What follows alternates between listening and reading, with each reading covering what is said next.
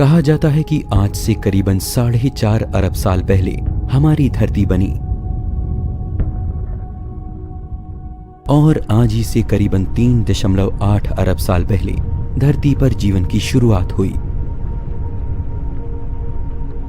इंसानों ने हजारों सालों से अपने पूर्वजों के निशान खोजते हुए पूरी धरती लांघ दी।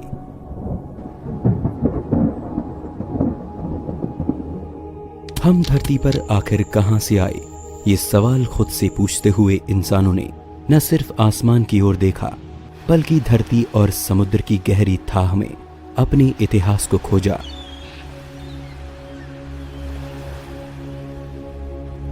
लेकिन प्रमाणों के जरिए जैसे जैसे हम समय में पीछे जाते गए, हमारी हैरानी और जिज्ञासा दोनों ही बढ़ते गए और एक वक्त में आकर हमें मालूम हुआ कि हमारे दूर के पूर्वज अरबों साल पहले धरती की सतह पर मौजूद पानी की गर्म और सुरक्षित पनाह में जन्मे होंगे। लेकिन क्या इस बात पर यकीन करना इतना आसान है?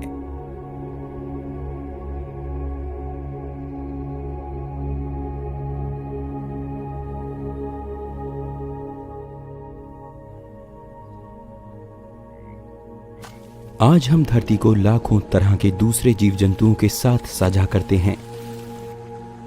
इनमें से कुछ हमारे करीबी हैं जो हमसे मेल खाते हैं, लेकिन कुछ बेहद अनोखे और अलग हैं, इतने अलग कि हमारी और इनकी कुदरत दूर दूर तक कहीं मेल नहीं खाती। लेकिन विज्ञान कहता है कि धरती पर रहने वाले सभी प्राणियों के पूर्वज एक ही थे। इस बात को मानना और इस पर आंखें बंद करके यकीन करना मेरे और आपके लिए काफी मुश्किल है। इसीलिए आज हम एक ऐसे सफर पर चलेंगे जहां हम हमारे पूर्वजों के निशान खोजने की कोशिश करेंगे। विज्ञान का ये सफर न केवल आपको सुदूर इतिहास में ले जाएगा, बल्कि हमें मौका मिलेगा उस राज को जानने का जिससे जीवन पैदा हुआ। हम अरबों साल पहले धरती के माहौल का नजारा करेंगे। हम उन जहरीले जीवों को देखेंगे जिन्होंने एक समय में आकर धरती से समूचे जीवन को खत्म कर दिया था। हम सूक्ष्म स्तर पर जाकर देखेंगे कि स्पेस से गिरे एक पत्थर और हमारे शरीर में एक ही जैसे तत्व मौजूद हैं। इस सफर में हमें कुदरत के सबसे गहरे राज जानने को मिलेंगे। इस सफर में हम अपने जीवन का रहस्य जानेंगे।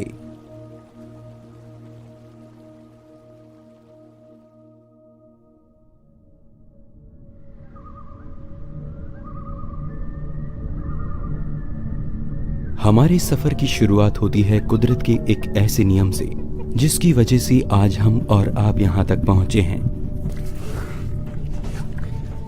ये नियम बेहद कठोर और बेरहम है। इस नियम को हम कुदरत का चुनाव या नेचुरल सिलेक्शन कहते हैं। ये नियम धरती पर आदिकाल से लागू है, तभी से जब यहां जीवन की नींव रखी गई। इस नियम के तहत धरती पर पैदा हुए सभी जीवों ने एक बड़ी लड़ाई लड़ी और जो उसके कहर से बच पाया उसे मौका मिला धरती की खूबसूरत कुदरत का आनंद उठाने का। डायनासोर्स के समय से भी पहले से जीवों में खुद को जिंदा रखने की जद्दोजहद जारी है। कमजोर जानवरों को खूंखार जानवरों ने खत्म किया और खूंखारों को कुदरत के कहर ने। पर इस सब में जो भी प्रजाति अपने आसपास के माहौल से तालमेल बिठाती रही, वही वक्त में खुद के वजूद को बचाने में सफल रही। ऐसा नहीं है कि कुदरत के साथ तालमेल बिठाने में केवल ज्यादा ताकत काम में आई, बल्कि जीवों की समझदारी और खुद को माहौल के मुताबिक ढाल लेने की कला ने ही कुछ खास प्रजातियों को धरती के उस कठोर माहौल में बचे रहने की ताकत दी। जीवों का आकार, उनकी बनावट, रंग और दूसरी खूबियां धरती पर उनके वजूद को बचाए रखने में सबसे अहम साबित हुईं। इस बात को कछुए के अंडों से निकले ये नवजात बच्चे बड़ी आसानी से समझा सकते हैं। अभी अभी अंडों से बाहर निकले इन बच्चों को रेत पर चलकर शिकारियों से बचते हुए समुद्र की लहरों तक जाना है। अब इनमें से जो बच्चे कमजोर और सुस्त होंगे वो शिकारियों का शिकार बनेंगे, लेकिन जो बच्चे तेज, फुर्तीले और ताकतवर होंगे वो ही समुद्र की लहरों को छू पाएंगे और फिर समुद्र के पानी में अपने जीवन की शुरुआत करेंगे।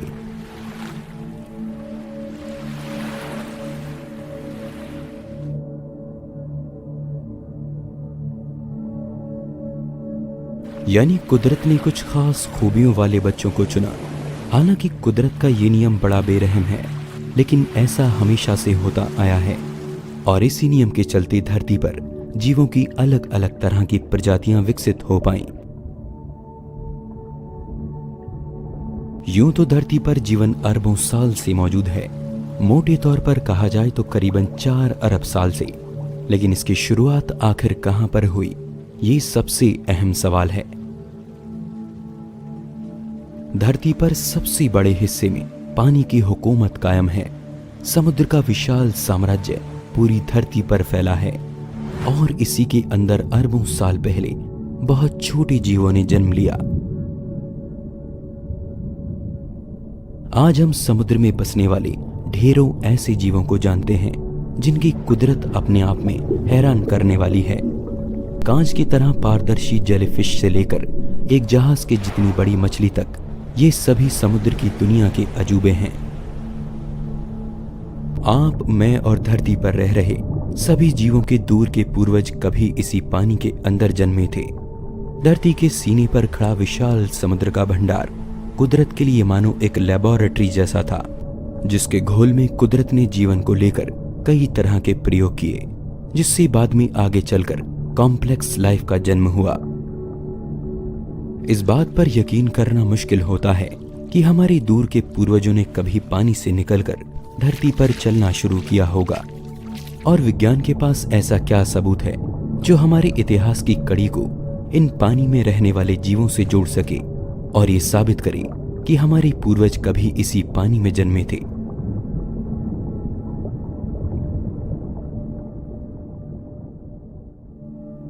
हमारे शरीर के कई हिस्से आज भी उन खूबियों को लिए हुए हैं जो आज से अरबों साल पहले हमारे पूर्वजों में पानी के अंदर विकसित हुई होंगी।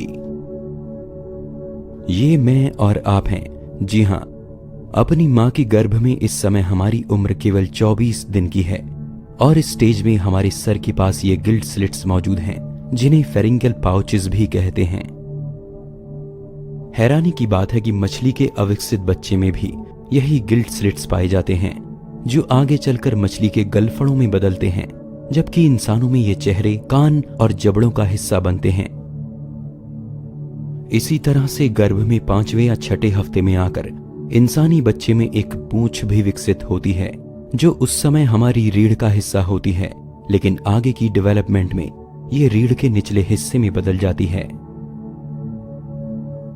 इसके अलावा फॉसिल्स की स्टडी, डीएनए और बाकी जानकारियों से हमें ये पता लगता है कि हम जिंदगी के उस पेड़ की एक छोटी सी शाख हैं, जिसमें जीवन कई करोड़ों अलग अलग रूपों और अलग दिशाओं में विकसित हुआ।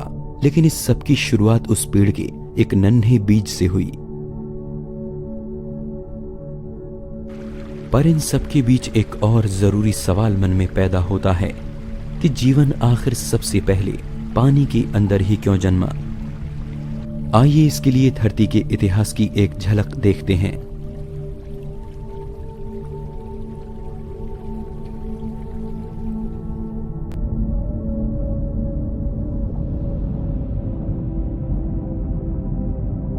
आज से करीबन 3.8 अरब साल पहले इस समय धरती का माहौल बेहद कठोर था।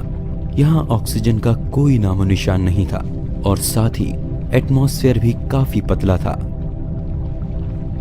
सूर्य की घातक किरणों से बचाने के लिए ओजोन जैसी लेयर भी इस समय मौजूद नहीं थी। जीवन के लिए खतरनाक अल्ट्रावायलेट किरणें हमारे नए प्लेनेट पर बिना किसी रोक टोक के बिखरती थीं। धरती का समूचा माहौल जीवन के पनपने के लिए नामुमकिन सा नजर आता था। समय के साथ धरती पर फटते ज्वालामुखियों और आसमान से बरसते उल्काओं ने धरती की ऊपरी सतह को उथल पुथल कर दिया। बाहरी जगहों में ऐसे भीषण हालातों के मुकाबले धरती पर मौजूद पानी के अंदर कहीं ज्यादा सुरक्षित माहौल था और पानी की इसी महफूज पनाह में जीवन पहली बार धरती पर पनपा। हालांकि जिंदगी धरती पर सबसे पहले किस रूप में पैदा हुई, ये बात अब तक एक रहस्य है।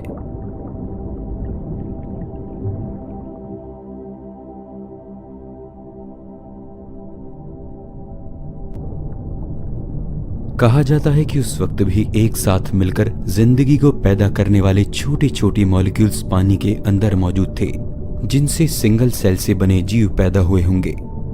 लेकिन धरती पर सबसे पहले पैदा हुए जीवन को समझना शायद इतना आसान नहीं है। इसे एक लाइन में समझाना नामुमकिन है। जीवन धरती पर कैसे आया, इसे ठीक से समझने के लिए हमें विज्ञान के दूसरे पहलुओं पर भी नजर डालनी होगी।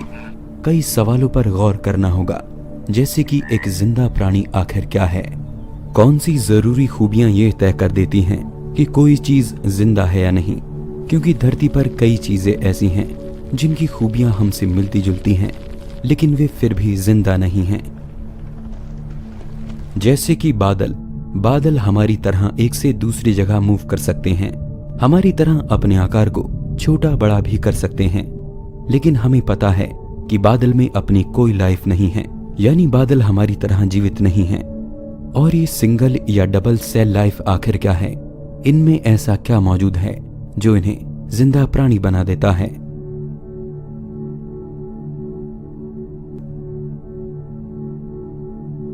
लाइफ की बात की जाए तो सभी जिंदा प्राणियों को हम दो तरह की खूबियों के कारण अलग कर सकते हैं। पहले वो जो सिंगल सेल से बने हैं और दूसरे वो जो कई सेल्स के आपस में मिलने से बने हैं। हम खुद खरबों छोटे छोटे सेल से मिलकर बने हैं।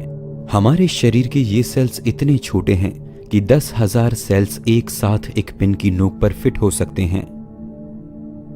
आसानी से समझा जाए तो कई सेल्स आपस में मिलकर छोटे टिश्यूज को बनाते हैं। टिश्यूज की परतें आपस में मिलकर हमारी बॉडी के किसी खास पार्ट को आकार देती हैं, जैसे कि दिल, फेफड़े, किडनी या स्किन। और ये सभी अलग अलग पार्ट जब आपस में मिलकर एक पूरे ढांचे को तैयार करते हैं तो वो जिंदा प्राणी इंसान या जानवर के रूप में पहचाना जाता है। वहीं सिंगल सेल से बने प्राणियों में केवल एक सेल ही उनकी पहचान के लिए काफी है। हालांकि ये सेल्स हमें बिना माइक्रोस्कोप के दिखाई नहीं दे सकते, लेकिन फिर भी ये अपने आप में जीवन का सबसे छोटा रूप है, यानी इन्हें हम लाइफ कह सकते हैं। लेकिन हैरानी की बात है कि ये सेल्स भी खुद में सबसे छोटे नहीं हैं, बल्कि इनके अंदर भी इनके अलग अलग हिस्से मौजूद हैं, जिनका काम आपस में बटा हुआ है और जिनकी साझी गतिविधियों से मिलकर बनता है एक सिंगल सेल।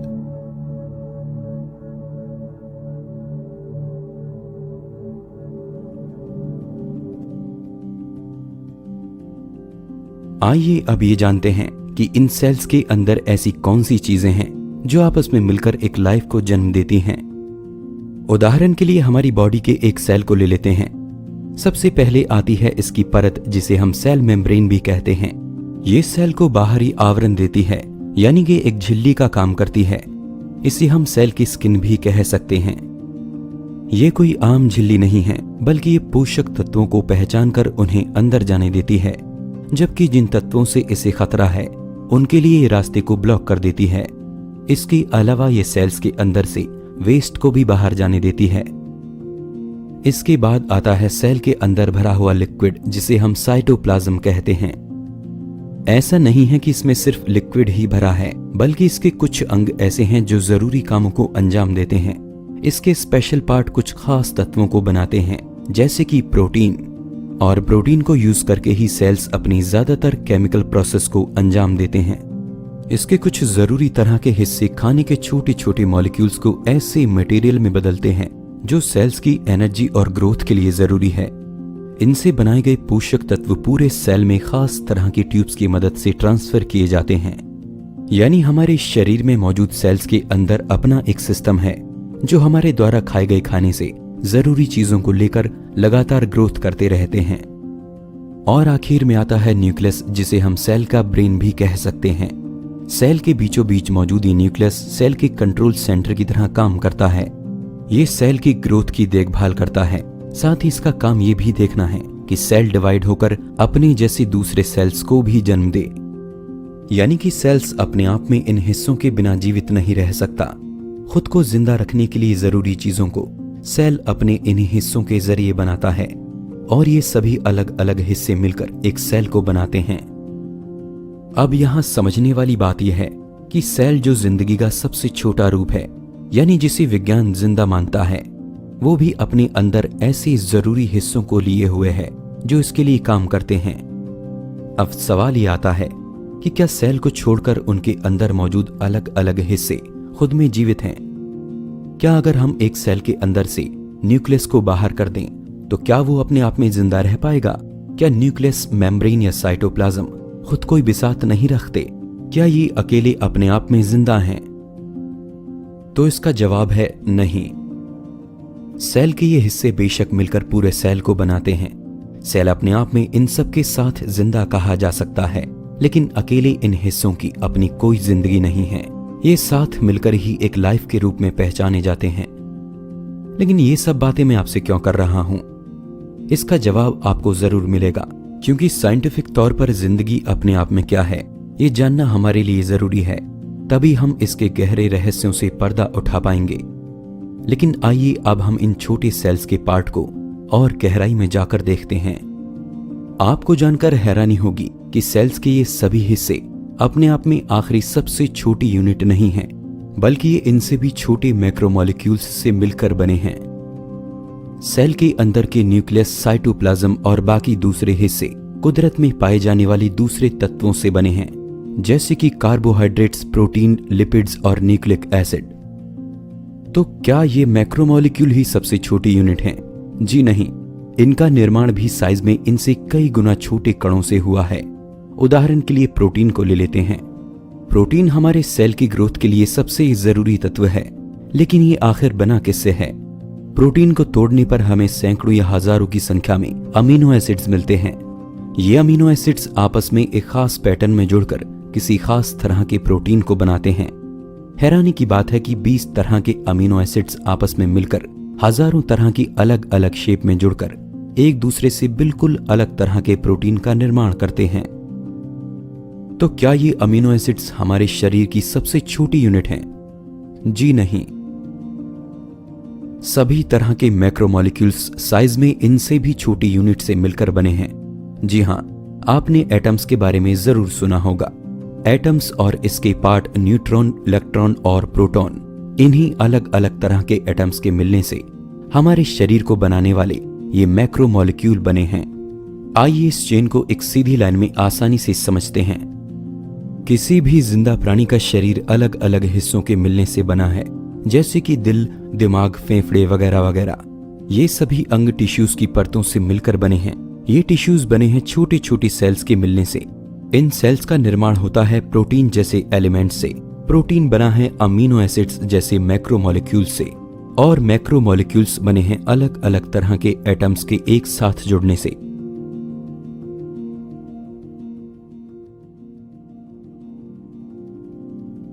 लाइफ का एक कॉम्बिनेशन अपने आप में पेचीदा है, जिसे हमने अभी मोटे तौर पर जान लिया। इस मुश्किल कड़ी को सुलझाने से ये तो पता लग जाता है कि जिंदगी आखिर किन छोटे कणों से मिलकर बनी है। लेकिन इससे हमें ये पता नहीं चलता कि धरती पर जीवन सबसे पहले आखिर कैसे पैदा हुआ होगा, क्योंकि जीवित प्राणी को पैदा करने के लिए भी किसी दूसरे जीवित प्राणी की जरूरत होती है। तो सबसे पहला जिंदा प्राणी दुनिया में आखिर कहां से आया होगा? क्या साइंस ये बता सकता है कि जीवन की शुरुआत कैसे हुई? इस विषय में अब तक पूरी तरह से परफेक्ट एक्सप्लेनेशन मौजूद नहीं है, लेकिन दुनिया भर में वैज्ञानिकों और खोजकर्ताओं के समूह दिन रात इस रहस्य की परतों को खोलने में लगे हैं, और हम इन्हीं लोगों के द्वारा की जाने वाली खोजों और एक्सप्लेनेशंस को जानने वाले हैं, जिनसे हमें ये समझ आ सके कि आखिर धरती पर जीवन आया कहां से।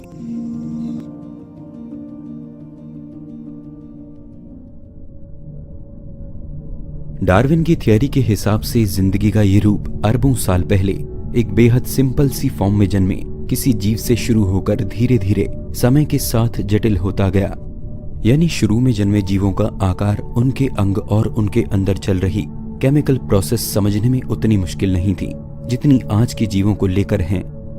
शुरू में उनकी खूबियां और उनके अंदर चल रही गतिविधियां काफी सिंपल थीं, लेकिन जैसे जैसे समय बीतता गया वैसे वैसे जन्म लेने वाले नए जीवों में अपनी पूर्वजों की तुलना में काफी बदलाव आने लगा। उनमें नए अंग और नई खूबियां विकसित होने लगी। आइए इसे और आसानी से समझने के लिए हम साइंस की एक ऑब्जर्वेशन पर नजर डालते हैं। कोई भी जीवित प्राणी जब भी अपनी संतानों को जन्म देते हैं तो पैदा हुई संतानें कुछ नई खूबियों के साथ जन्म लेती हैं। पैदा हुए जिन बच्चों में नई खूबियां माहौल के हिसाब से ठीक नहीं बैठती, ऐसे बच्चों की जीने की संभावना कम हो जाती है।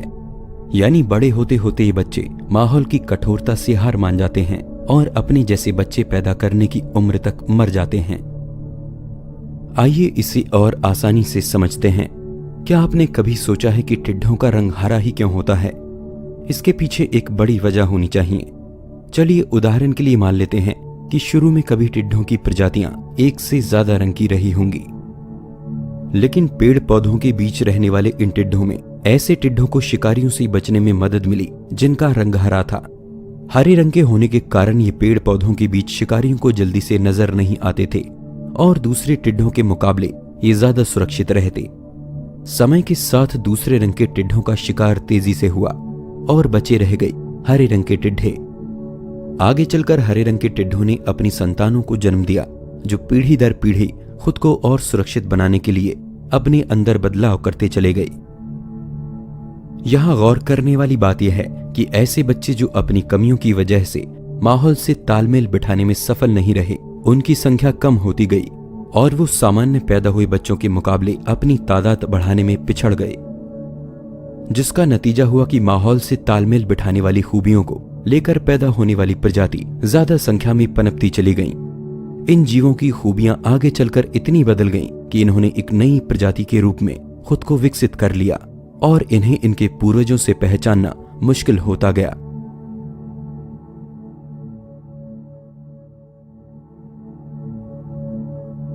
धीरे धीरे आए इस बदलाव को ही जीवों का क्रमिक विकास या एवोल्यूशन कहा गया और धरती पर अरबों सालों के विकास में जीवन अनगिनत रूपों में विकसित हुआ। धरती पर पाए गए जीवाश्मों के रिकॉर्ड इसकी प्रामाणिकता को और भी पक्का कर देते हैं।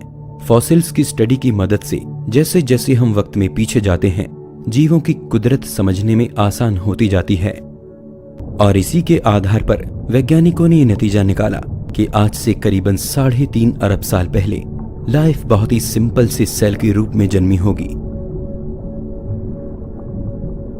लेकिन अब भी ये सवाल सामने आता है कि सबसे शुरू में पैदा हुआ वो सिंपल सा सेल भी कहां से आया होगा, क्योंकि आज हमारे सामने मौजूद सिंपल से बैक्टीरिया की कुदरत भी इतनी मुश्किल है कि उसका एक स्टेप में पनप जाना नामुमकिन है। यानी लाइफ के इतने सिंपल रूप को भी विकसित होने में कई पीढ़ियों का समय लगेगा। तो सबसे पहले पैदा होने वाले वो छोटे और सिंपल से सेल दुनिया में कहां से आ गए?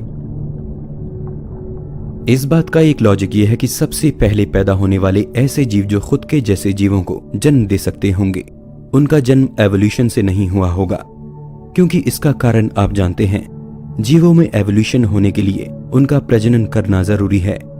अगर वो अपनी नस्ल को पीढ़ी दर पीढ़ी आगे नहीं बढ़ाएंगे तो उनमें एवोल्यूशन होगा ही नहीं। इसलिए धरती पर पैदा होने वाला सबसे पहला जीवन आखिर किस रूप में जन्मा था, इस बात को समझने के दूसरे तरीके हमें देखने होंगे। एक आइडिया जिसके बेस पर वैज्ञानिक लाइफ को लेकर नई खोजें कर रहे हैं और जीवन के रहस्य को सुलझाने में कुछ हद तक कामयाब हो पाए हैं। ये आइडिया कहता है कि लाइफ यानी जीवन का जन्म केमिस्ट्री से हुआ। दुनिया में हर चीज बहुत ही छोटे छोटे कणों से मिलकर बनी है, यहाँ तक कि हवा और रोशनी भी। जिस रोशनी को हम देख रहे हैं वो इतने छोटे कणों के आपस में मिलने से बनी है जिन्हें हम अपनी आंखों से नहीं देख सकते। यही छोटे कण आपस में मिलकर अपने से बड़े कणों यानी मॉलिक्यूल्स को बनाते हैं और यही मॉलिक्यूल्स फिर आपस में मिलकर किसी बड़े स्ट्रक्चर या जीव को आकार देते हैं। पूरी दुनिया बल्कि पूरा यूनिवर्स इसी तरह के छोटे छोटे कणों के आपस में मिलने से बना है। और इनके इसी बिहेव को स्टडी करना ही केमिस्ट्री का अध्ययन है। लेकिन यहाँ हम केमिस्ट्री के उस हिस्से की बात करेंगे जो ये कहता है कि इन्हीं छोटे कणों के आपस में मिलने से अचानक लाइफ का जन्म होता है। जिंदगी को जन्म देने वाली केमिस्ट्री कुछ जरूरी बातें हमें बताती है, जिनमें सबसे अहम बात है कि जिन अलग अलग छोटे कणों या हिस्सों से मिलकर जीवन बना है, उनका एक साथ एक टीम की तरह काम करना जरूरी है, जिसे हम मेटाबॉलिक पाथवेज कहते हैं। जैसा कि हमने पहले भी जाना था कि सेल के अलग अलग हिस्से एक साथ मिलकर सेल की ग्रोथ के लिए काम करते हैं। यहां तक कि एक आम से दिखने वाले पौधे के सेल में भी ऐसी ढेर सारी प्रोसेस चल रही होती हैं, जिनमें अलग अलग हिस्सों को एक साथ सेल की ग्रोथ के लिए काम करना, अलग अलग प्रोसेस से खाने के मॉलिक्यूल्स को तोड़कर उन्हें एनर्जी में बदलना, ये कुछ ऐसे काम हैं जो मेटाबॉलिज्म का हिस्सा हैं। और जीवन की केमिस्ट्री में सबसे अहम चीज यही है, बिना मेटाबॉलिज्म के लाइफ नहीं हो सकती। सेल की ग्रोथ और उसके लिए जरूरी एनर्जी पैदा करने का सारा सिस्टम मेटाबॉलिज्म कहलाता है, और बिना मेटाबॉलिज्म के जीवन का लगातार बने रहना नामुमकिन है। लाइफ की केमिस्ट्री एक और जरूरी बात हमें बताती है कि जिंदा सेल्स कुछ खास तरह के मॉलिक्यूल से मिलकर बने हैं। जिंदा प्राणियों के शरीर को बनाने वाले कुछ अहम तत्व जैसे कि अमीनो एसिड्स, शुगर वगैरह, ये मॉलिक्यूल्स आपस में जुड़ते हैं और अपनी कुदरत से कहीं ज्यादा मुश्किल स्ट्रक्चर का निर्माण करते हैं, जैसे कि जीन, प्रोटीन, सेल मेम्ब्रेन वगैरह। और आगे ये चेन जारी रहती है, जिससे एक लाइफ का जन्म होता है।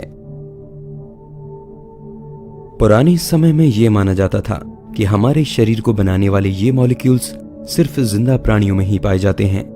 इसके अलावा जीवन से जुड़ी एक और पहेली सभी को परेशान करती आई कि कैसे जिंदा प्राणियों के अंदर होने वाली सारी गतिविधि उसे जिंदा बनाए रखती हैं। पुरातन विज्ञान के लिए ये बातें अनसुलझी पहेलियों की तरह थीं। वे इसके पीछे किसी रहस्यमयी ताकत का हाथ मानते थे।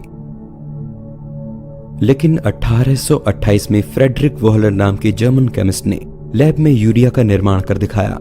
यूरिया जो कि हमारे पेशाब में पाया जाता है, लेकिन जीवित प्राणी के शरीर द्वारा बनाया गया एक तत्व लैब में किए गए प्रयोगों से बन सकता है।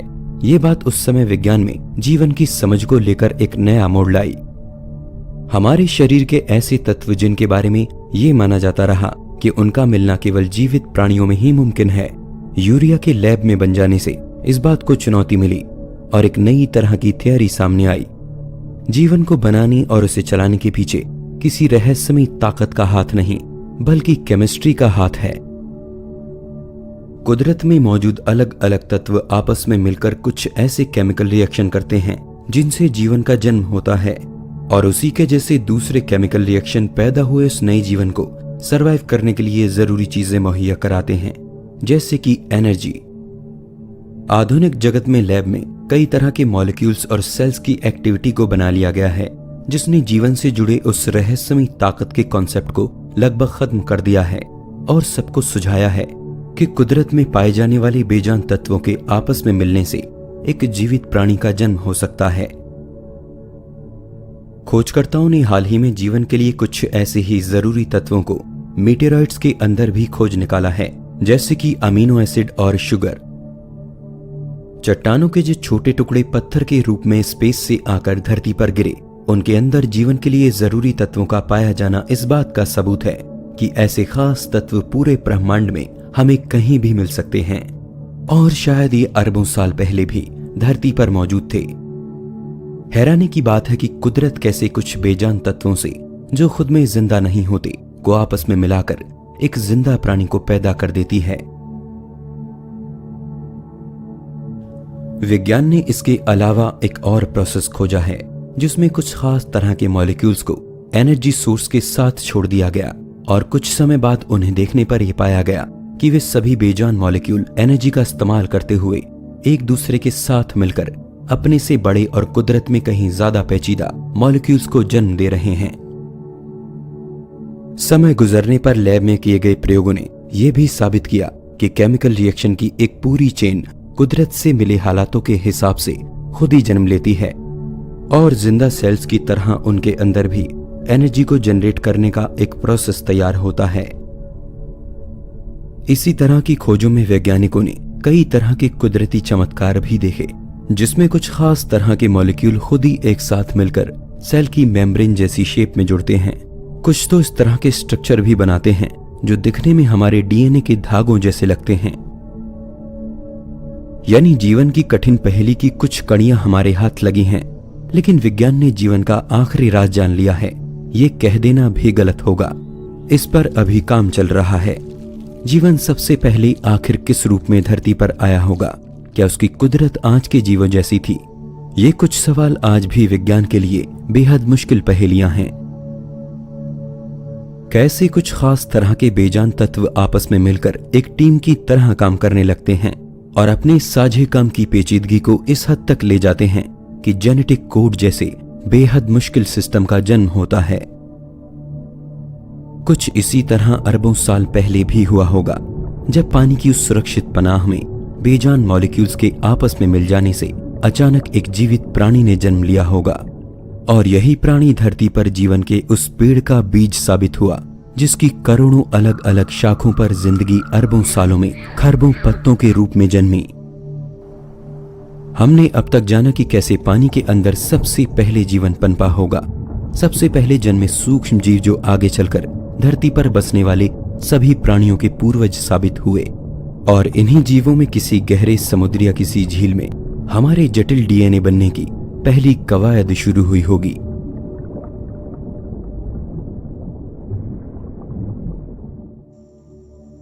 हमने समझा कि सबसे पहले धरती पर जीवन की शुरुआत कैसे हुई।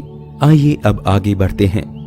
वैसे तो जीवन कई अलग अलग रूपों में धरती पर जन्मा होगा, लेकिन एक खास तरह के जीवों ने धरती की कुदरत पलट देने का कारनामा कर दिखाया और धरती को हमेशा के लिए बदल कर रख दिया।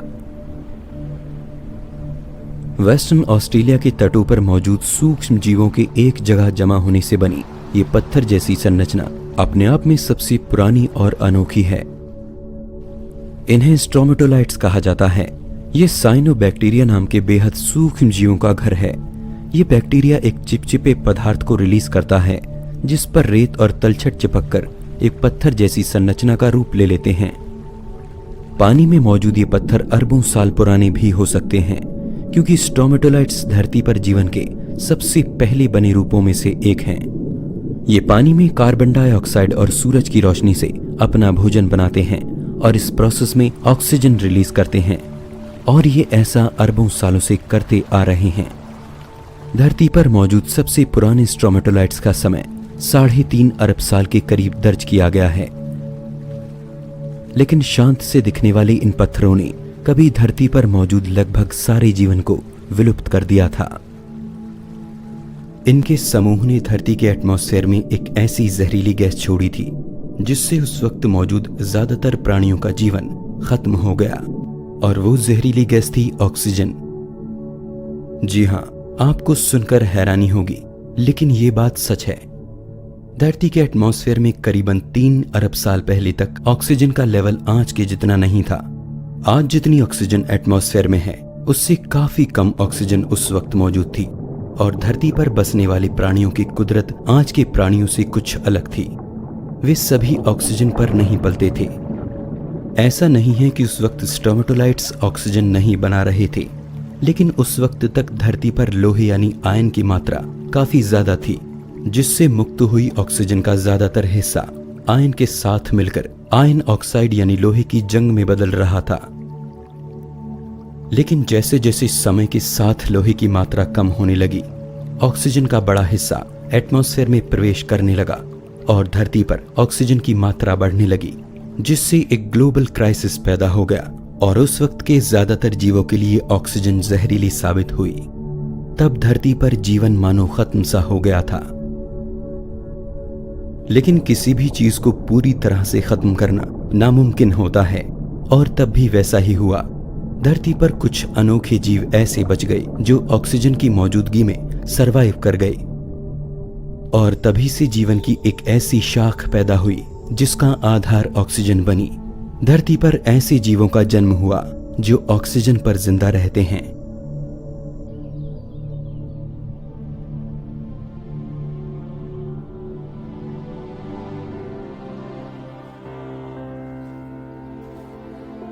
ऑक्सीजन पर पलकर ही धरती के इतिहास में बेहद अनोखे और अद्भुत जीव पैदा हुए, जिसमें लाखों साल पुराने 2 फीट तक के कीड़े, 100 फीट लंबे डायनासोर्स और 90 फीट बड़ी ब्लू व्हेल तक शामिल है। अरबों साल पहले आए एक बदलाव ने धरती की कुदरत को बदल कर रख दिया और धरती पर जीवन एक नए सिरे से पनपा। जीवन की जो कहानी आज हमने सुनी वो हमारे सफर का एक बेहद छोटा हिस्सा थी। हमसे लगातार सवाल पूछते हमारे जिज्ञासु दिमाग में अभी कई प्रश्न और हैं, जिनके नए सफर हमें आगे भी तय करने हैं।